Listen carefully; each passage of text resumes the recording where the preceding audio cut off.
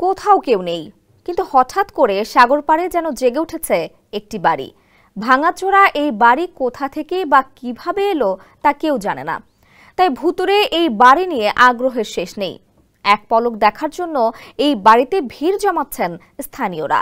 রহস্য জাগানিয়া এই বাড়ি কিভাবে পর্যটকদের আকর্ষণের কেন্দ্রবিন্দু হলো, সেটিই থাকছে আহমদুল্লাহ শিকদারের প্রতিবেদনে। সাগরের উত্তাল ঢেউ আছড়ে পড়ছে তীরে, আর সেই তীরের ওপরই দাঁড়িয়ে রয়েছে আস্ত একটি বাড়ি। এরপরই পরিত্যক্ত সেই বাড়ি দেখতে ভিড় জমাচ্ছেন স্থানীয়রা। এল সালভেদরের দক্ষিণাঞ্চলীয় লা পুন্তিলা সৈকতে এমনই এক ভুতুড়ে ঘটনা ঘটেছে। চোলো পাঞ্জা নামে পরিচিত সালভেদরের একজন ইউটিউবার সর্বপ্রথম এই বাড়ির ভিডিও প্রকাশ্যে আনেন।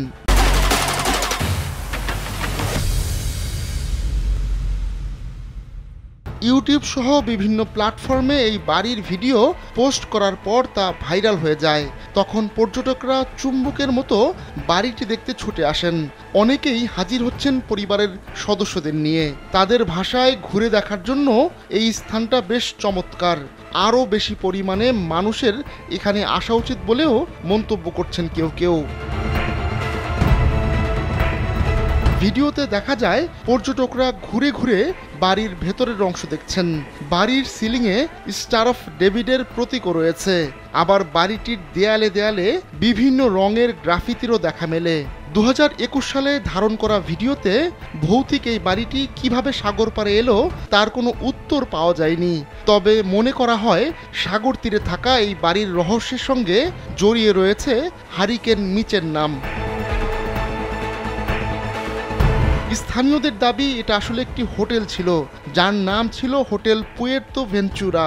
কেউ কেউ বিশ্বাস করেন 1998 সালে হারিকেন মিচ আঘাত হানার সময় হোটেলটি পরিত্যক্ত ঘোষণা করা হয়।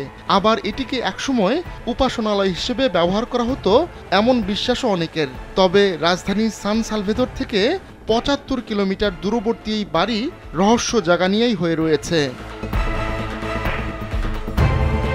আহমদুল্লাহ শিকদার, কালবেলা।